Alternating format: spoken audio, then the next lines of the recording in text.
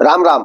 शेखर की बात लाइव में आप सबका स्वागत है। उम्मीद करता हूं आप सब बेहतर होंगे। सभी सनातनी और राष्ट्रवादी भाई बहनों से अपील है, चैनल को सब्सक्राइब करेंगे।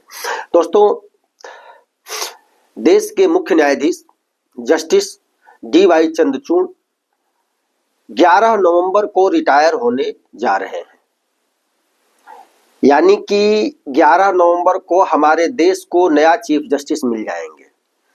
आज हम लोग पुराने चीफ जस्टिस की विदाई और जो देश के नए चीफ जस्टिस बनने जा रहे हैं उनके जीवन परिचय, उनकी पढ़ाई लिखाई और चीफ जस्टिस बनने से पहले उनके सामने जो प्रमुख मामले आए और उन्होंने उसमें जो फैसले दिए हैं उस पे हम लोग चर्चा करेंगे। यह जानना जरूरी है कि हमारे देश के मुख्य न्यायाधीश जो बनने जा रहे हैं उनकी शिक्षा दीक्षा, उन्होंने न्यायाधीश बनने से पहले क्या क्या किया है, न्यायाधीश बनने के बाद उनके सामने जो फैसले आए हैं उन फैसलों में उनकी सहभागिता किस प्रकार से रही है, यह जानना हर नागरिक का कर्तव्य है और जरूरी भी है। जानना चाहिए कि हमारे जो संवैधानिक पदों पर बैठे लोग हैं उनका जीवन परिचय क्या है। सबसे पहले हम लोग जो निवर्तमान न्यायाधीश डी.वाई. चंद्रचूड़ का पूरा नाम धनंजय यशवंत चंद्रचूड़ है। 10 नवंबर को ये रिटायर हो जाएंगे। इन्होंने 9 नवंबर 2022 को देश के मुख्य न्यायाधीश के रूप में शपथ ली थी। 10 नवंबर को ये 65 साल की आयु पूरी कर लेंगे और उसके बाद ये रिटायर हो जाएंगे। चूंकि आप सुप्रीम कोर्ट में 65 वर्ष की आयु तक न्यायाधीशों की सेवा रहती है, उसके बाद वो सेवानिवृत्त हो जाते हैं। डी.वाई. चंद्रचूड़ ने अपने फैसलों में बहुत सारे अहम फैसले दिए हैं जो देश के लिए, समाज के लिए एक नई मिसाल और एक नई दिशा देने वाले रहे हैं। अब दरअसल हमारे जो नए चीफ जस्टिस हैं उनका नाम है संजीव खन्ना। नियुक्ति होती है, उसकी एक प्रक्रिया है। सरकार जो है, जो निवर्तमान चीफ जस्टिस होते हैं उनसे अपने उत्तराधिकारी के नाम का सुझाव मांगती है और निवर्तमान न्यायाधीश उसका सुझाव देते हैं, एक नाम भेजते हैं अपने उत्तराधिकारी का। आमतौर पे यही होता है कि जो निवर्तमान न्यायाधीश हैं वो अपने बाद उसी को मुख्य न्यायाधीश के नाम की सिफारिश भेजते हैं। जो top most, senior most supreme court में जो जज होते हैं उन्हीं के नाम का वो सिफारिश भेजते हैं। इस प्रक्रिया के तहत सरकार ने डी.वाई. चंद्रचूड़ साहब से अगले मुख्य न्यायाधीश के नाम की सिफारिश करने को कहा, नाम को। तो डी.वाई. चंद्रचूड़ साहब ने जस्टिस संजीव खन्ना के नाम की सिफारिश की और उनके नाम पर राष्ट्रपति ने मुहर लगाया। जस्टिस संजीव खन्ना का जन्म 14 मई 1960 को हुआ था। इन्होंने दिल्ली यूनिवर्सिटी से लॉ की पढ़ाई की। 1983 में इन्होंने दिल्ली बार काउंसिल में अपना रजिस्ट्रेशन कराया और वकालत शुरू की। पहले 30 हजारी कोर्ट गए, उसके बाद दिल्ली हाई कोर्ट में भी इन्होंने वकालत की लंबे समय तक। साल 2004 में दिल्ली सरकार के स्थायी वकील नियुक्त हुए। साल 2005 में इनको दिल्ली हाई कोर्ट में एडिशनल जज के पद पर नियुक्त किया गया। एक साल बाद साल 2006 में इनको परमानेंट जज नियुक्त कर दिया गया। दिल्ली हाई कोर्ट में परमानेंट जज नियुक्त होने के बाद साल 2019 में 18 जनवरी साल 2019 को सुप्रीम कोर्ट के जज के तौर पर जस्टिस संजीव खन्ना की पदोन्नति हुई, नियुक्ति हुई। इस प्रकार से justice Sanjeev Khanna supreme court के जज बन गए और सुप्रीम कोर्ट का जज बनने के बाद विभिन्न बेंचों में, कई संवैधानिक बेंचों में भी ये रहे, कई बेंचों को इन्होंने लीड भी किया। 11 नवंबर 2024 से जस्टिस संजीव खन्ना देश के प्रधान न्यायाधीश हो जाएंगे।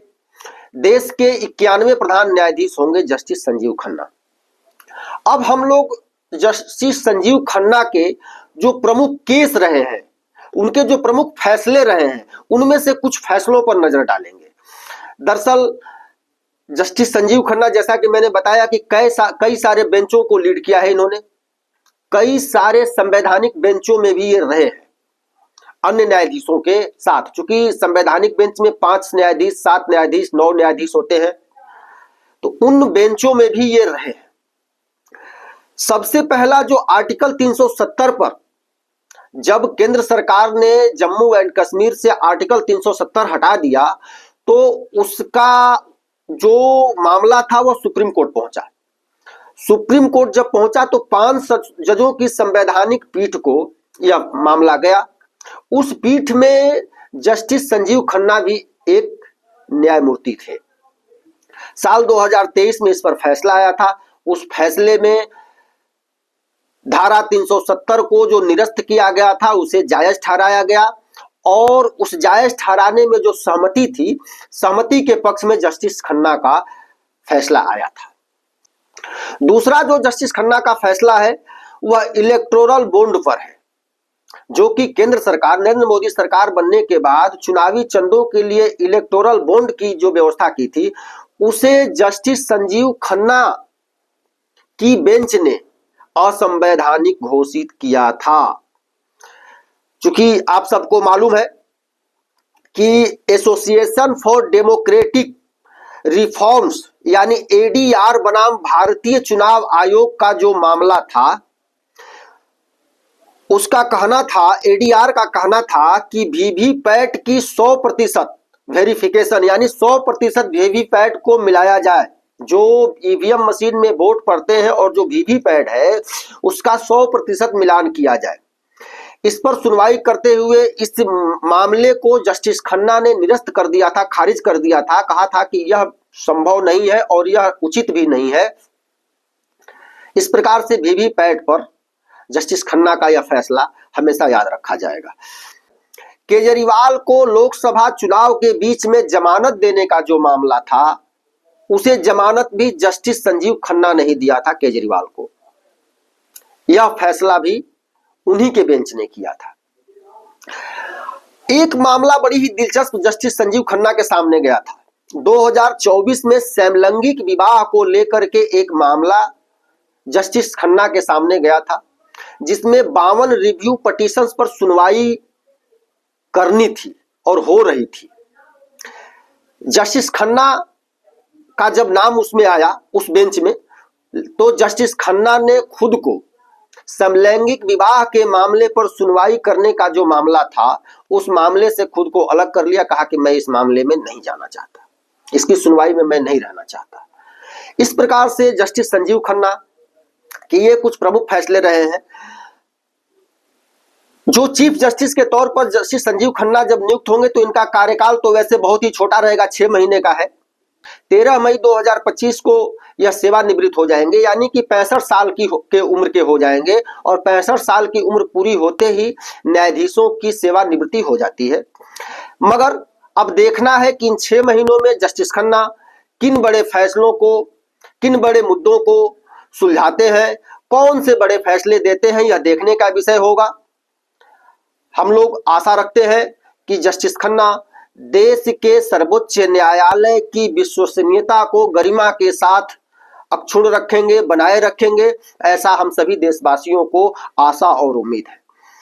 उम्मीद करता हूं आप सबको यह जानकारी अच्छी लगी होगी, यह वीडियो अच्छा लगा होगा। एक निवेदन है, आग्रह है, आप सब चैनल को सब्सक्राइब जरूर कर लें, वीडियो को लाइक करें, संभव हो तो शेयर करें। अगर आप सब आर्थिक सहयोग करना चाहते हैं तो डिस्क्रिप्शन में यूपीआई आईडी होगा, जिस पर आप सहयोग कर सकते हैं। बहुत बहुत धन्यवाद। अगले वीडियो में हम लोग फिर मिलेंगे। राम राम, जय हिंद।